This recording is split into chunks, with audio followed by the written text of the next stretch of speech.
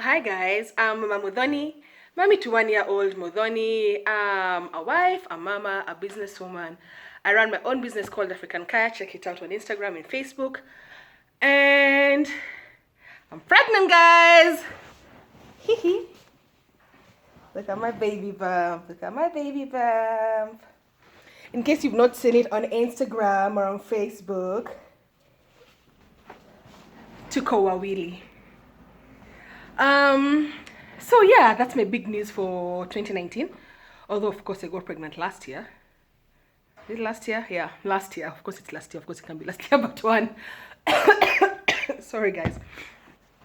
Yeah, so that's my big news. We are a family of 3, soon to be a family of 4, and I'm super excited. As in, okay, I'm excited and I'm scared at the same time. As in, I can't believe I'm going to be a mama of 2 children. I also can't believe I've been a mom for almost 2 years. Modhoni is going to be turning 2 in March, and I can't believe how fast time has flown. In 2017, I always used to ask myself why people keep saying that kids grow fast and that time moves quickly, and I never used to feel it. I never used to feel like the time was moving, like the first 6-8 months, the first year. I just kept feeling like time was moving so slowly. But last year, especially like the second half of last year, I feel like my baby has just grown, man. She's just grown. And now she's soon to be a big sister. I'm so excited. I keep telling her to kiss Toto and she kisses Toto. And sometimes she'll call people like, Auntie, Toto. And that's now to her stomach, eh? It's so cute. Anyway. So yeah, my news is that I'm pregnant. Now in my 2nd trimester. This light is so hot. As in, I'm really sweating, right? Yeah, anyway. So, I'm in my 2nd trimester, so I'll give you updates from my 1st trimester. I'll give you updates from now this trimester that I'm in. I'll talk about a few other things. First, how I found out I was pregnant. Don't even remember how I found out I was pregnant, but I was trying to conceive. And that was now another long process, yani. It was a bit stressful, it was a bit emotionally draining. In fact, at the point of which I found out I was pregnant, I'd said, now, if this cycle I'm not pregnant, I'm done. I'll take a break for maybe 3 or 4 months and then maybe come back and try again. But as fate would have it, or as God now had planned for it to happen, and also as my husband had said, it actually said you're going to give birth on this month. And that's exactly what happened. Anyway, I think I'll do another video for my trying to conceive journey, the emotional roller coaster that was, dealing with gynas and everything that came with it. Anyway, so how I found out I was pregnant. So first I was trying to conceive.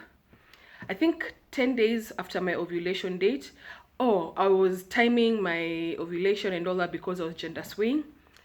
So far, according to the scan, I got the sex of the baby that I wanted. I'm not going to tell you guys about it until I guess I see the baby. People always say sometimes a girl becomes a boy or a boy becomes a girl, or I don't even know which is which. So if the scan is correct, I actually successfully gender swayed, and I think I'll do a video for you guys of how I did that. Although I didn't do everything that you're supposed to do, it was not very important for me that I gender swayed. I didn't do the things like there's a lot of medicine you can take or other supplements you can take. You're supposed to completely change your diet. I didn't completely change my diet. Anyway, I'll talk about all that in another video. So about 7 days after my ovulation date, I wanted to test for pregnancy. I had previously bought some pregnancy kits from, you know, I've told you guys that before. I was trying to conceive, but I hadn't. So I had pregnancy kits from previous months. So now for this pregnancy, for this cycle, now that when I got pregnant, I now went and got my pregnancy kit.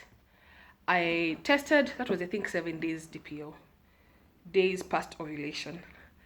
But for some reason the kit just didn't work. As in, it didn't even show the line for invalid or the line for negative or the line for positive. It just didn't work. So I let it go, and then I had a baby shower for my cousin in my house. And then also me and my other cousin also had been trying to conceive at the same time, and me and my other cousin had also been trying to gender sway for the same sex baby. In fact, she was the plug for everything, as in she had read it all. You know, I'm the plug for breastfeeding, she's the plug for gender swaying. So she kept telling me, have you tested? And I just wasn't bothered. Then when they left, I think the next day, I took my, what are they called? Ovulation kits. and tested with it.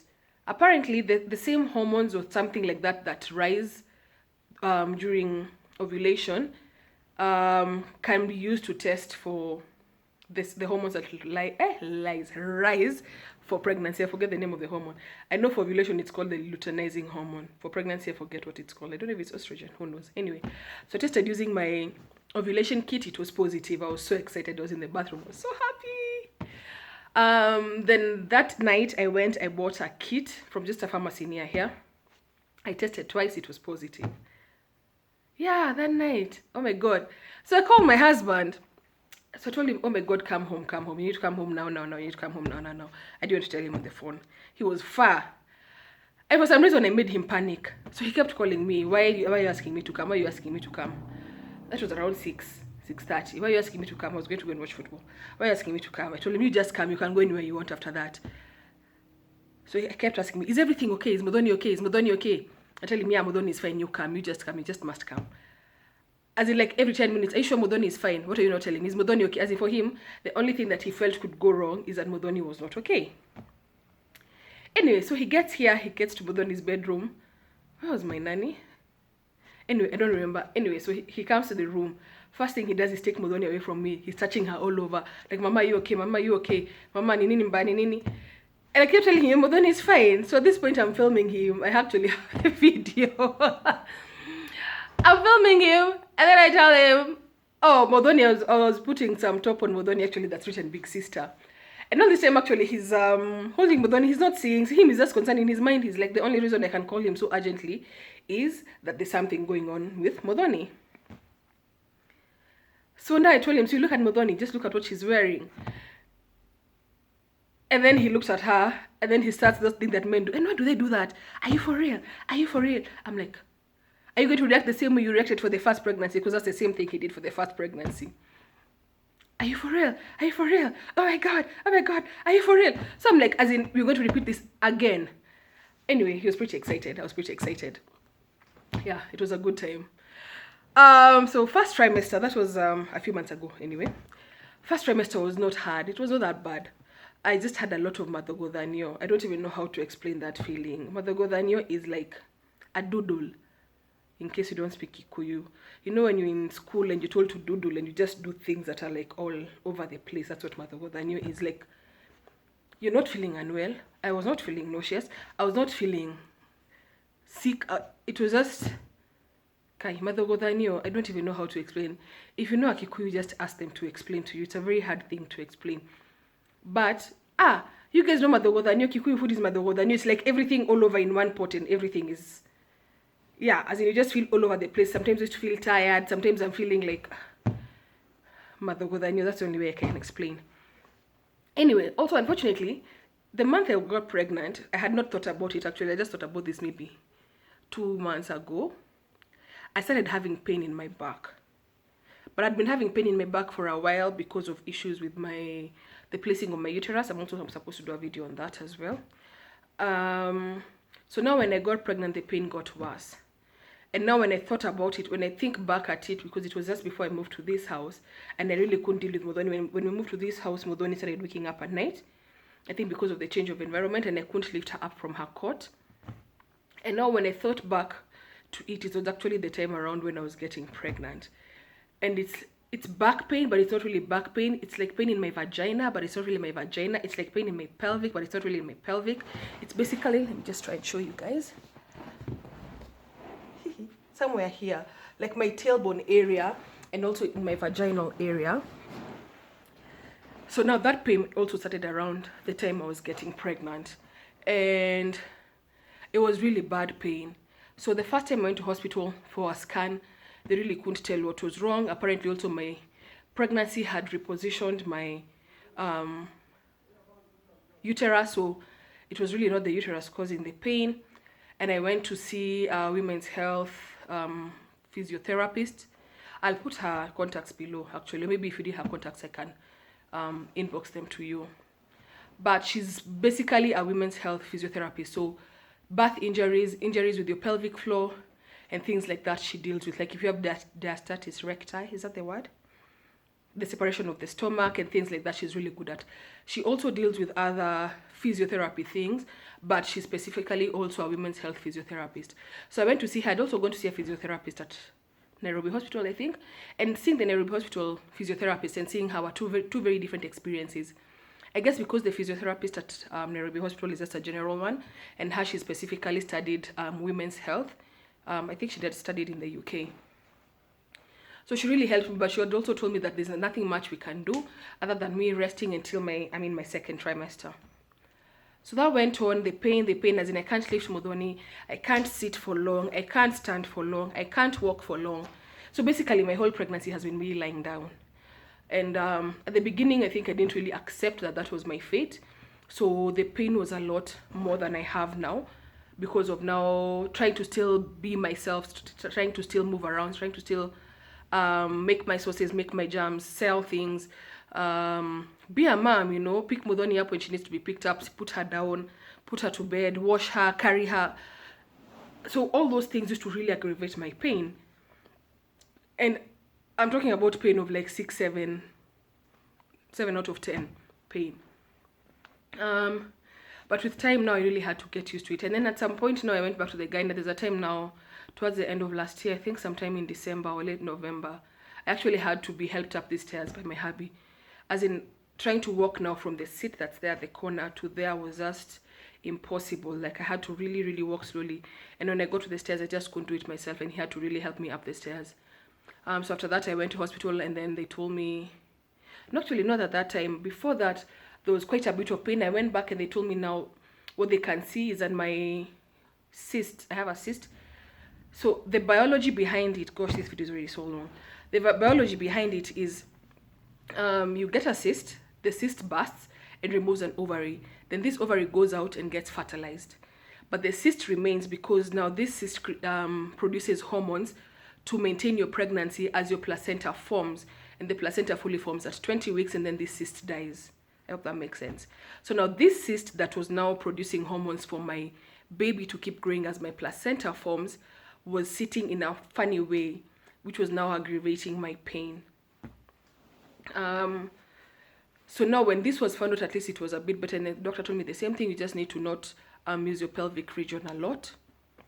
But other than that, there's nothing else much they could do. At this point, I was really even not taking dawa or anything like that. Dawa is medicine. So a few weeks later after that, now when I was about 18 weeks pregnant, the doctor told me, the doctor had told me by 20 weeks I'll be okay. So 18 weeks I became fine. Like, my pain reduced, or maybe I just learned how to take care of myself. So when my pain reduced, of course now I went back to normal programming. It's a lie. But 20 weeks again, things were bad. And now that 20 weeks is now when now my hubby actually had to help me out, help me up these stairs. So now when I went back to hospital, by then my baby was too big. They couldn't see my ovaries. They actually saw one, I think the right one, and it was fine. Not right, left, this side, yeah, left. But the one that was supposed to be placed up here, they couldn't see it. So now they couldn't tell what was wrong. So the only thing they did was give me painkillers, which now I was supposed to take thrice a day as long as I have pain. But I really try not to take much of that, because in my mind I feel like medicine is still not good for my baby. Things were a bit hard when my nanny left. I had another crazy ass small girl for a house help who did not help me in any way. Anyway, so this December period was also a bit hard now when my when my nanny had left. I have a nanny and have a house helper. So when my nanny went on leave, I was left with my house help. She was not helpful. Modoni didn't like her. I let go of her. So for about 4 or 5 days, it was just me and now the house help, because my husband had to go to work. So those 4 days, my body ached. And my body ached now for that week, and like another 2 weeks after that, now trying to recover from these 4 days. But good thing, at least now, once my hubby was out of work, he took over Modoni, and slowly my body became better. And I feel like now I've learned how to take care of my body. I lie down a lot. I don't lift a lot. I don't sit a lot. I try my best not to sit down a lot. Is it yesterday or the day before yesterday, I went for a walk for 1.5 kilometers. It was not a good idea. The pain like really aggravated. I'm going to try go for Zumba maybe just once, see how it goes with the pain. If it doesn't work out, I'll just stick to swimming. Second trimester, I've generally been fine. The new feeling went away. I vomit sometimes, but I vomit because of coughing. So if I get a cough, which also happens if I'm not pregnant, if I get a cough, I'll cough, and then I'll vomit. That always happens. I sometimes get sick in the morning, sick or nauseous, or I feel like vomiting in the morning because of postnasal drip. I don't know whether you know that. Kizungu ni ngumu. I don't know if you know what that means. Postnasal drip is like you have mucus here, and sometimes the mucus will drip into your throat. So if I wake up in the morning and I have that, it grosses me out. That always grosses me out. But I think now that I'm pregnant, it has gotten a bit, the feeling has gotten a bit more icky. Yeah. That video is too long. I feel like I should redo it.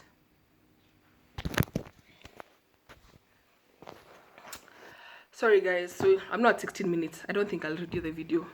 I'm sure you guys will watch. See, if you can't hear, you'll watch.